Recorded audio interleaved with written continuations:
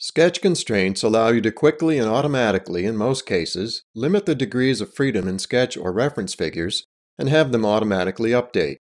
Sketch constraints can be applied to sketch figures and nodes.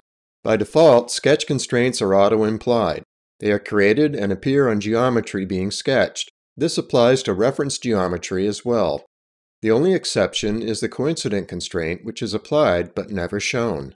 Notice how the parametric feature makes short work of defining geometry and adding sketch dimensions. Sketch constraints may also be added manually wherever needed.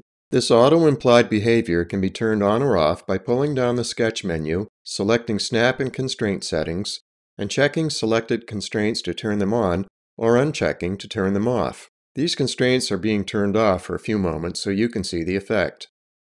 When turned off, the constraint symbol will appear in black next to the cursor until the item is actually drawn. Notice the absence of the parallel constraint. Now the sketch constraints are all set back to auto-imply mode. Once again, the sketch constraints are applied automatically. Holding down the Control and Shift keys will override auto-implied sketch constraints.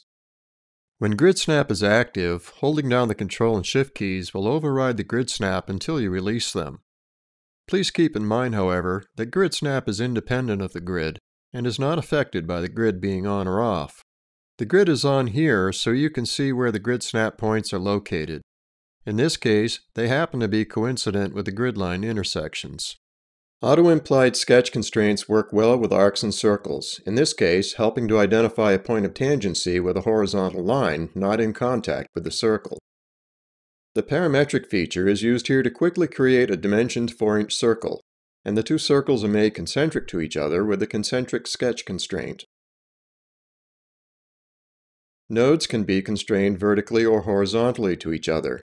These two are vertically constrained. They now move together horizontally. Moving these corners together shows the coincident sketch constraint in action.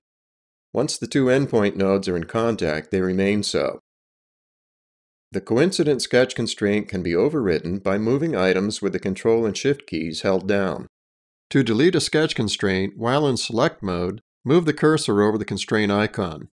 When the same icon appears in black, just to the lower right of the mouse cursor, right-click and select Delete from the pop-up menu, or press the Delete key on your keyboard.